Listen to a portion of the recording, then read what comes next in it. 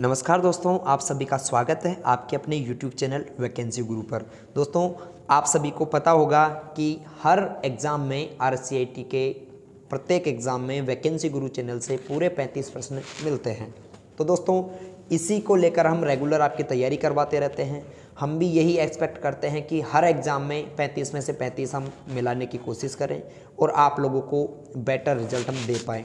ठीक है दोस्तों, तो हम इसी उम्मीद के साथ आज का वीडियो फिर से स्टार्ट करते हैं।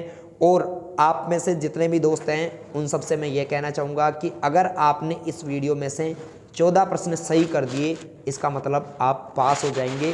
पास होने का तो आपको ये जो है सीधा सा मार्ग मैं बता देता हूँ। दूसरी बात, जितने विद्यार्थी देख रहे हैं सबसे मेरी रिक्वेस्ट है कि वीडियो को कम से कम आप एक व्हाट्सएप ग्रुप में तो शेयर करें ही, ताकि सारे विद्यार्थियों तक ये वीडियो पहुंचे और सबको हमारी मेहनत जो है सबके पास पहुंचे और सबको इसका लाभ मिल सके। अब हम वीडियो स्टार्ट कर लेते हैं। कुछ प्रश्न आपके सामने हैं और इनके प्रश्न आपको जो है कितने प्रश्न ये आप सही कर पाते हैं कमेंट करके हमें बताएं जरूर। ठीक है, हम चलते हैं पहले प्रश्न पर। MS एक्सेल में वह टूल जो वैल्यू का पूर्वानुमान लगाता है, कौन सा ऐसा टूल है जो वैल्यू का पूर्वानुमान लगाता है? ऑप्शन है VLOOKUP, गोल सीक, ट्रीम या फिर टेबल। मित्रों, मैं आप सभी को बताना चाहूँगा, कहीं पे भी वैल्यू का पूर्वानुमान या फिर किसी अज्ञात वैल्यू का पता लगाने के लिए पूछा जाए तो आप गोल सीक का इस्तेमाल करेंगे, ये आपको याद रखना है। ठीक है, गोल सीक इसका सही जवाब है। अगर आपसे एक प्रश्न पूछे कि संबंधित रिकॉर्ड का पता लगाने के लिए किसका इस्तेमाल करते हैं, तो फिर आप VLOOKUP जवाब देंगे। ठीक है, संबंधित रिकॉर्ड के लिए VLOOKUP और पूर्वानुमान या फिर किसी भी अज्ञात वैल्यू का पता लगाने के लिए गोल सीक का इस्तेमाल किया जाता है। आगे हम चलते हैं क्वेश्चन नंबर 2 पर। मेलवेयर का वह प्रकार जो हमलावर द्वारा आपके कंप्यूटर में जासूसी करने के लिए भेजा जाता है, कौन सा मेलवेयर है जो आपके कंप्यूटर में हमलावर द्वारा जासूसी करने के लिए भेजा जाता है? ऑप्शंस आपके सामने हैं, एंटीवायरस, स्पाईवेयर, ट्रोजन हॉर्स या फिर DNS पॉइजनिंग। मित्रों, मैं आप सभी को बताना चाहूँगा स्पाईवेयर इसका सही जवाब है। आपके कंप्यूटर में स्पाईवेयर जासूसी का कार्य करता है तथा कभी कभी तो ये स्क्रीनशॉट तक ले लेता है और आपके डेटा कॉपी करके हमलावर जिसने आपके कंप्यूटर में इसे भेजा है उसके पास आपकी सूचनाएं भेजने का काम करता है। नेक्स्ट हम चलते हैं अगले प्रश्न पर। साइबर खतरे का वह प्रकार जिसमें आपको चाही गई वेबसाइट से दूसरी वेबसाइट पर ले जाया जाता है। ये कुछ ऐसे प्रश्न हैं जो हमारी टीम ने स्पेशली छांटे हैं आप लोगों के लिए, ताकि आप लोगों की अच्छी तैयारी हो जाए। तो दोस्तों, मैं आप सभी को बताना चाहूँगा, लास्ट एग्जाम में हमारे वैकेंसी गुरु चैनल से पूरे 35 में से 35 प्रश्न मिले थे। आगे भी हम इसी उम्मीद के साथ आपको जो है तैयारी करवा रहे हैं। साइबर खतरे का वह प्रकार जिसमें आपको चाही गई वेबसाइट से दूसरी वेबसाइट पर ले जाया जाता है और इसका नाम है DNS पॉइजनिंग। DNS में कुछ छेड़छाड़ करके आपको जिस वेबसाइट पर आप जाना चाहते हैं उससे दूसरी वेबसाइट पर ले जाया जाता है। अगर आपसे पूछा जाए दूसरी वेबसाइट पर कौन से साइबर खतरे में ले जाया जाता है, आप जवाब देंगे वहाँ पर DNS पॉइजनिंग। ठीक है, आगे हम चलते हैं। क्वेश्चन नंबर 4 है, कंप्यूटर कोड के साथ छेड़छाड़ कर कौन सी धारा लगाई जाती है? अगर आप साइबर क्राइम के तहत कंप्यूटर कोड में छेड़छाड़ करते हैं तो इसके तहत कौन सी धारा जो लगाई जाती है, तो मैं आपको बताऊंगा साइबर क्राइम में धारा 65 लगाई जाती है अगर कंप्यूटर कोड के साथ कोई छेड़छाड़ की जाती है तो, यह आपको पता होना चाहिए। नेक्स्ट हम चलते हैं, साइबर अपराध के तहत धारा 406 कब लगाई जाती है? साइबर अपराध जो होता है उसमें धारा 406 कब लगाई जाती है? ऑप्शंस हैं, विश्वासघात तथा अपराध में, मतलब विश्वासघात के अपराध में, धोखाधड़ी में, बोगस में या फिर इलेक्ट्रॉनिक अभिलेखों के साथ छेड़छाड़ में। दोस्तों, मैं आप सभी को बताना चाहूँगा, अगर कोई भी आपके साथ साइबर क्राइम में विश्वासघात का अपराध करता है, आपके साथ विश्वासघात होता है, तो जब आप उसके खिलाफ जो है कोई भी शिकायत दर्ज कराएंगे तो उसके खिलाफ 406 धारा लगाई जाती है। आगे हम चलते हैं क्वेश्चन नंबर 6 पर। सूचना सुरक्षा प्रबंधन प्रणाली के लिए निम्न में से कौन सी एक ISO मानक है? यानी कि इंफॉर्मेशन टेक्नोलॉजी सिस्टम के अंदर सूचना सुरक्षा प्रणाली को हम क्या कहते हैं? इंफॉर्मेशन टेक्नोलॉजी प्रबंधन मैनेजमेंट। ठीक है, इसके अंदर कौन सा जो है मानक है बनाया गया है ISO का? ऑप्शन चारों आपके सामने हैं। मित्रों, मैं आप सभी को बताना चाहूँगा, सूचना सुरक्षा प्रबंधन प्रणाली के अंदर ISO मानक 27001 बनाया गया है। अगर आपसे IT एक्ट पूछा जाए एग्जाम में कि कौन सा IT एक्ट बनाया गया है, ठीक है, तो आप जवाब देंगे IT एक्ट के अंदर, IT एक्ट है IT एक्ट 2000, ठीक है, ये आपको जवाब देना है। दोस्तों मैं आपको एक और जानकारी दे दूं, यदि आपकी ऐसी कंडीशन है अभी कि आपने एग्ज़ाम आपके आ गए हैं और आपकी अभी बिल्कुल भी तैयारी नहीं है, तो दोस्तों मैं आप सभी को एक शॉर्ट ट्रिक बताता हूं जिससे आप एग्ज़ाम में पास हो जाएंगे। अगर आपको एग्ज़ाम में पास होना है तो वैकेंसी गुरु मोबाइल ऐप को प्ले स्टोर से डाउनलोड कीजिए और इसमें जितने भी इंपॉर्टेंट क्वेश्चंस और मॉक टेस्ट और वीडियोज़ दिए गए हैं इन सबको एक बार पढ़ लीजिए। आप आराम से 80 से ऊपर परसेंटेज बनाकर एग्जाम में पास हो जाएंगे। अगर आपको इस बात का विश्वास नहीं है कि सर आपके वैकेंसी गुरु से क्वेश्चंस नहीं मिलते हैं या फिर मिलते हैं, ऐसा विश्वास नहीं है, तो आप लास्ट टाइम एग्जाम जो है तो चैनल पर जाइए और उसकी आंसर की जो है कमेंट्स हैं वो पढ़ लीजिए। जितने विद्यार्थी 1600 से अधिक विद्यार्थियों ने कमेंट्स करके बताया है कि सर आपके यहाँ से प्रश्न कितने मिले हैं कितने नहीं मिले। तो मैं मित्रों मैं आपको बताना चाहूँगा, आप वैकेंसी गुरु मोबाइल ऐप प्ले स्टोर से डाउनलोड कर लीजिए। उसमें एक कोर्स जो है 99 रुपीज़ का है, वो आपको 50% डिस्काउंट में मिल जाएगा। VG50 कोड अगर आप प्रोमो कोड उसमें लगाते हैं। और दोस्तों आप एक और ध्यान रखें, अगर आप इसमें जुड़ते हैं तो आपको हमारा VIP मेंबर का व्हाट्सएप ग्रुप भी मिलेगा जिसमें आप हमारी टीम से डायरेक्ट टीचर्स से कनेक्टिविटी में रहेंगे। आपकी किसी भी प्रकार की समस्या का समाधान भी वहाँ पर हो जाएगा और यहाँ पर महत्वपूर्ण प्रश्न आपको मिलते भी रहेंगे। ठीक है, तो दोस्तों फटाफट से जल्दी करके आप गूगल प्ले स्टोर से वैकेंसी गुरु मोबाइल ऐप डाउनलोड करें और सब्सक्रिप्शन ले लें। क्वेश्चन नंबर 7 है, विंडोज़ 10 में कौन कौन से यूजर अकाउंट होते हैं। दोस्तों विंडोज़ 10 में 2 प्रकार के यूजर अकाउंट होते हैं। आपसे पूछा जाए कितने प्रकार के होते हैं तो जवाब देंगे 2 प्रकार के होते हैं। कौन कौन से, स्टैंडर्ड और एडमिनिस्ट्रेटर। तो A और B दोनों यहाँ पर इसका सही जवाब रहेगा। अगला प्रश्न है, LCD प्रोजेक्टर को कंप्यूटर से जोड़ने के लिए निम्न केबल का इस्तेमाल किया जाता है। अगर आप LCD प्रोजेक्टर को कंप्यूटर से जोड़ेंगे तो कौन सी केबल का इस्तेमाल करेंगे मित्रों, HDMI, VGA, A और B दोनों। तो दोस्तों मैं आपको बताना चाहूँगा दोनों का ही इस्तेमाल हम करेंगे। HDMI का भी कर सकते हैं, VGA का भी कर सकते हैं। अगर आपसे पूछ लिया जाए कि VGA केबल के अंदर कितनी पिन होती हैं, कितने पिन कनेक्टर होते हैं, तो आप बताएंगे 15। VGA जो केबल होती है उसमें 15 पिन कनेक्टर्स होते हैं। अगला प्रश्न है, CD या DVD में डेटा भरने की प्रक्रिया को क्या कहा जाता है। CD या DVD में हम डेटा डालते हैं, इस डेटा डालने की प्रक्रिया को क्या कहते हैं, बर्निंग कहते हैं, बूटिंग कहते हैं, राइटिंग या रीडिंग। मित्रों मैं आपको बताना चाहूँगा CD या DVD में डेटा भरने की प्रक्रिया को बर्निंग कहा जाता है, आप सबको पता होना चाहिए। कंप्यूटर स्टार्ट करने की प्रक्रिया को बूटिंग कहते हैं, कंप्यूटर को चालू करना बूटिंग कहलाता है। बर्निंग किसे कहते हैं, CD DVD में डेटा भरने की प्रक्रिया। आगे हम चलते हैं, निम्नलिखित में से कौन सा ऑपरेटिंग सिस्टम का वैध उदाहरण है। निम्न में से कौन सा ऑपरेटिंग सिस्टम का वैध उदाहरण है। दोस्तों इनमें ऑपरेटिंग सिस्टम आपको फाइंड करना है। मैं आपको बताना चाहूँगा लाइनेक्स एक ऑपरेटिंग सिस्टम है। यहाँ पर प्रश्न पूछा गया है कौन सा ऑपरेटिंग सिस्टम नहीं है। ठीक है दोस्तों, यहाँ मिस्टेक मेरे से भी हुई, एग्जाम में कई बार आप भी ऐसा मिस्टेक कर देते हैं। तो मैं आपको एक सलाह देना चाहूँगा, जब आप एग्जाम में बैठें तो पूरे प्रश्न को ध्यान से पढ़ें, उसके बाद आंसर्स को देखें। ठीक है, हम कई बार क्या करते हैं, वैध उदाहरण है पढ़ लेते हैं, मैंने पूरा प्रश्न नहीं पढ़ा, लास्ट का और बता दिया आपको बोल के। मैं आपको बताना चाहूँगा ऐसी गलतियाँ मोस्टली हो जाती हैं। निम्न में से कौन सा ऑपरेटिंग सिस्टम का वैध उदाहरण नहीं है। लाइनेक्स भी होता है, MS-DOS भी होता है और गूगल एंड्रॉयड भी ऑपरेटिंग सिस्टम होता है। तो कौन सा नहीं है बच्चा, कौन सा, गूगल क्रोम। ये तो एक एप्लीकेशन सॉफ्टवेयर है जो कि ब्राउजर होता है, तो यहाँ पर ऑप्शन B इसका सही जवाब रहेगा। नेक्स्ट है, MS एक्सेस 2010 में इंडेक्स क्यों बनाए जाते हैं। मित्रों इंडेक्स हम क्यों बनाते हैं, मैं आपको बताना चाहूँगा। इंडेक्स तेज़ी से रिकॉर्ड खोजने, सॉर्ट करने व एक्सेस करने के लिए बनाए जाते हैं, तो इसका सही जवाब रहेगा ऑप्शन A। ठीक है, अगर आपका भी यही जवाब था तो वीडियो को लाइक कर दीजिए, अपने दोस्तों के साथ शेयर करना मत भूलना। निम्न में से किसको व्यक्तिगत सूचना प्रबंधक के रूप में भी जाना जाता है। Microsoft Outlook, Microsoft Paint, Microsoft overlook या फिर माइक्रोसॉफ्ट एक्सेस। मित्रों यहाँ पर पूछा गया है व्यक्तिगत सूचना प्रबंधक यानी कि पर्सनल इंफॉर्मेशन मैनेजर। ठीक है, ये किसे कहा जाता है, तो मैं आपको बताना चाहूँगा माइक्रोसॉफ्ट आउटलुक को पर्सनल इंफॉर्मेशन मैनेजर के नाम से जाना जाता है। इसका प्रयोग ईमेल एप्लीकेशन के रूप में भी किया जाता है। क्वेश्चन नंबर 13 है, आप किसी भी दस्तावेज को अन्य व्यक्ति के साथ किसके द्वारा साझा कर सकते हैं, शेयर कर सकते हैं। दोस्तों आप सभी को पता होना चाहिए, ब्लूटूथ से आप शेयर कर सकते हैं, ईमेल से शेयर कर सकते हैं, तो इसका सही जवाब रहेगा A और C दोनों। ठीक है, आप लोग पूरे प्रश्नों को देखते रहें, क्वेश्चंस आपके भी देखते रहें और आप ये ज़रूर बताएं कि कितने प्रश्न आपने कमेंट में करके बताएं कि कितने प्रश्न आपने सही किए हैं इसमें से, क्योंकि अगर 14 प्रश्न इस वीडियो के कर दिए इसका मतलब आप पास हो जाएंगे।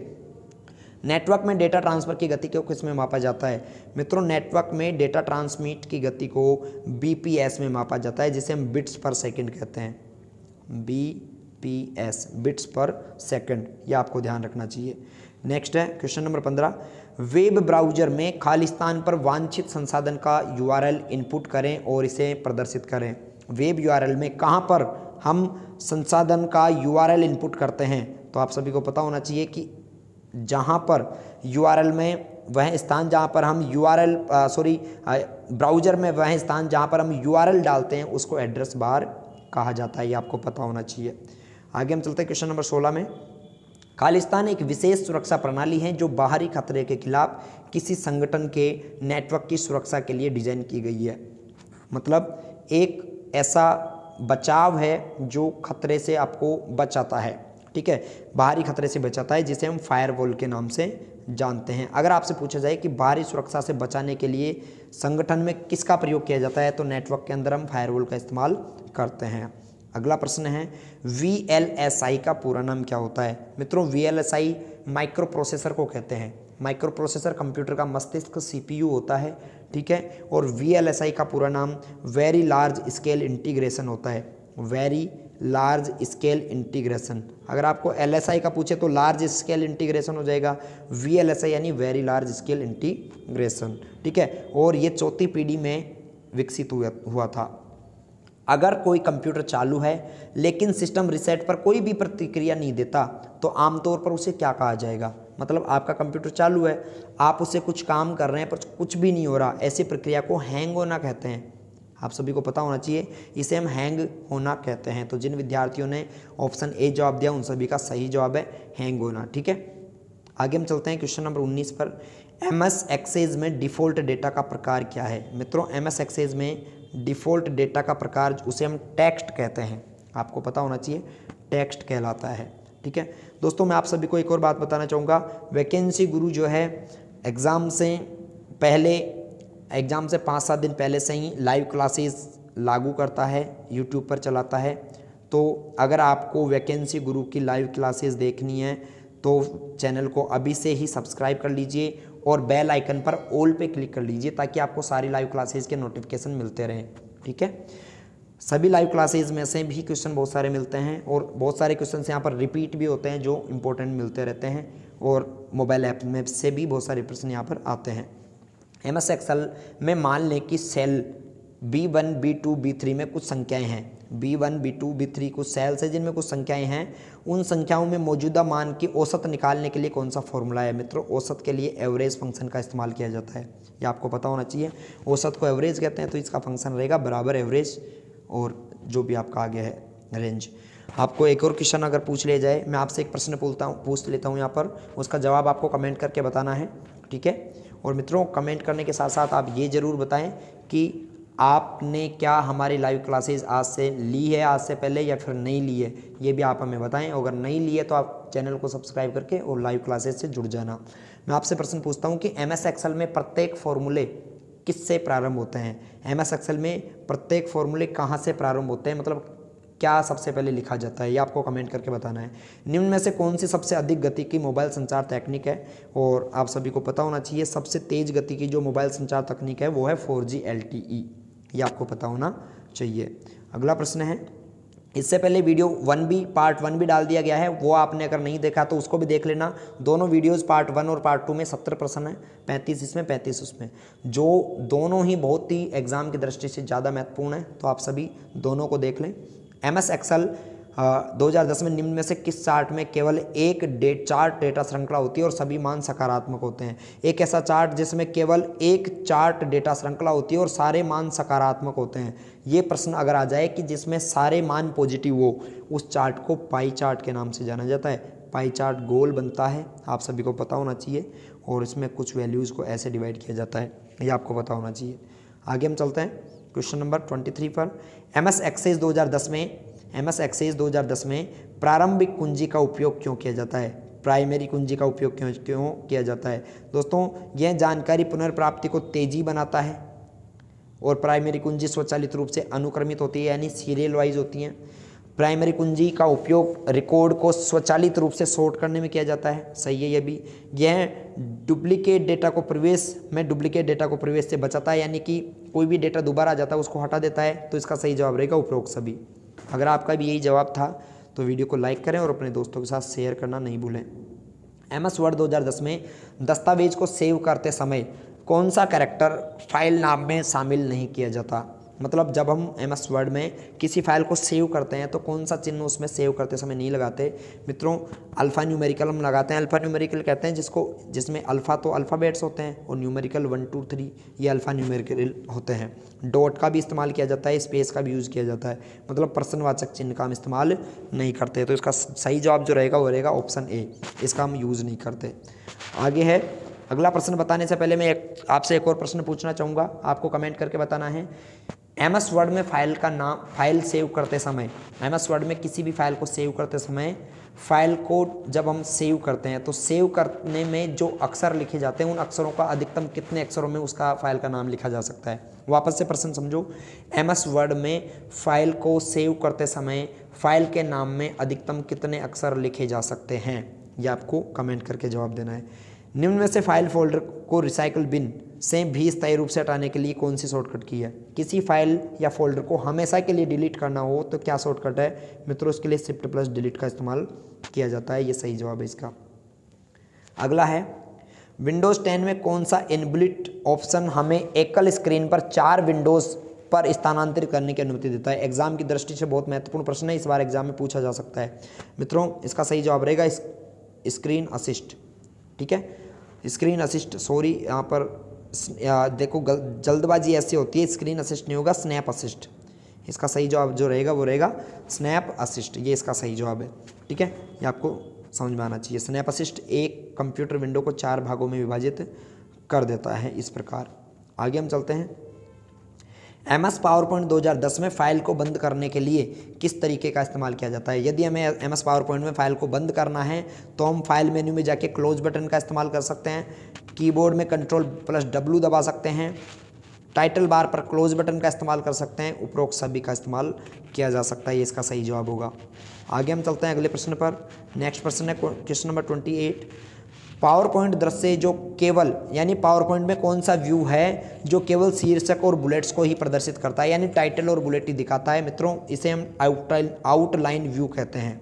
ऐसे व्यू को आउटलाइन व्यू कहते हैं जिसमें केवल ऐसे बुलेट्स दिखाई देते हैं और केवल हेडिंग्स दिखाई देती हैं, इसे आउटलाइन व्यू के नाम से जाना जाता है।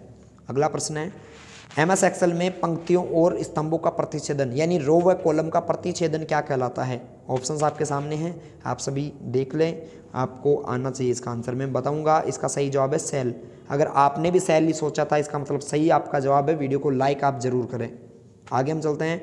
इंटरनेट शब्दावली में IP का पूरा नाम क्या है? मित्रों, इंटरनेट शब्दावली में IP का तात्पर्य इंटरनेट प्रोटोकॉल होता है। Internet protocol. अगर पूछा जाए कि ISP का पूरा नाम क्या होता है, ISP, तो मित्रों मैं आपको बताना चाहूँगा ISP का पूरा नाम होता है internet service provider. Internet service provider. ठीक है, नेक्स्ट अगला प्रश्न है निम्नलिखित में से कौन सा विकल्प प्रस्तुति में से एक से अधिक स्लाइड का चयन करने में सक्षम है? यानी एक से अधिक हम स्लाइड्स को सिलेक्ट करना चाहते हैं तो किसका इस्तेमाल करेंगे? कंट्रोल के साथ प्रत्येक स्लाइड पर हमें क्लिक करना होगा। दोस्तों, वैकेंसी गुरु जो चैनल है, यूट्यूब चैनल, RCAT में नंबर 1 वीडियोस आपके लिए लेकर आता है, प्रश्न आपके लिए लेकर आता है। कुछ ऐसे चैनल भी हैं जो आपको वहाँ पर क्या करते हैं, क्वेश्चन आंसर्स बताते हैं। दोस्तों, मैं आपको जानकारी दूंगा, बहुत सारे चैनल ऐसे लिखते हैं पेपर लीक, फर्जी में पेपर लीक लिखते हैं। ऐसे चैनल्स के खिलाफ आप रिपोर्ट कीजिए ताकि बच्चों को भ्रमित नहीं करें। मैं आपको बताना चाहूँगा, ऐसे लोगों के खिलाफ कार्रवाई होनी चाहिए। ये लोग फर्जी लोग हैं, वो जो पेपर लीक लिख के बच्चों को भ्रमित करने का काम करते हैं। तो आप लोग ऐसे लोगों के झांसे में नहीं आए। पेपर लीक कुछ ऐसा होता नहीं है कि एग्ज़ाम 10 दिन बाद है, 20 दिन बाद है और पहले से ही पेपर लीक कर रखे हैं। और उनके वीडियोज़ अपलोड का टाइम देखो, आप 2 साल पहले ही वीडियो अपलोड किया था और आपका आने वाले एग्ज़ाम के बारे में कह रहा है कि पेपर लीक हो गया। तो ऐसे लोगों से सावधान रहें। आप ऑथेंटिक वीडियोज़ देखने के लिए वैकेंसी गुरु को सब्सक्राइब करके रखें। MS वर्ड 2010 में निम्न में से कौन सा विकल्प पृष्ठ की सामग्री के पीछे भूतित छवि डालता है? ये पूछ रहा है MS वर्ड में कौन सा विकल्प है जो पृष्ठ की सामग्री के पीछे भूतित छवि डालता है? दोस्तों इसे वाटरमार्क कहा जाता है। वाटरमार्क होता है ना, पीछे ऐसे उसमें टेक्स्ट लिखा होता है, जैसे वैकेंसी गुरु हम लिखते रहे, हमारे बहुत सारे वीडियोस में आप देखते होंगे वैकेंसी गुरु, तो वो क्या कहलाता है? वो कहलाता है वाटरमार्क। नेक्स्ट है ऑप्टिकल डिस्क का उदाहरण कौन सा है? निम्न में से कौन सा एक ऑप्टिकल डिस्क है? मित्रों optical disc CD, DVD, Blu-ray disc को कहा जाता है, तो इसका सही जवाब है सीडीआर, ऑप्टिकल डिस्क है। अगर पूछा जाए प्राइमरी मेमोरी कौन सी है, तो रैम और रोम प्राइमरी प्रारंभिक मेमोरी होती हैं और सेकेंडरी मेमोरी होती है हार्ड डिस्क, ठीक है। और सीडीआर क्या है? ऑप्टिकल डिस्क का उदाहरण है। MS एक्सेस 2010 में विंडोज़ के शीर्ष पर दिखाई देता है और डेटाबेस में फाइल या पाथ का नाम प्रदर्शित करता है, जिसे हम टाइटल बार के नाम से जानते हैं।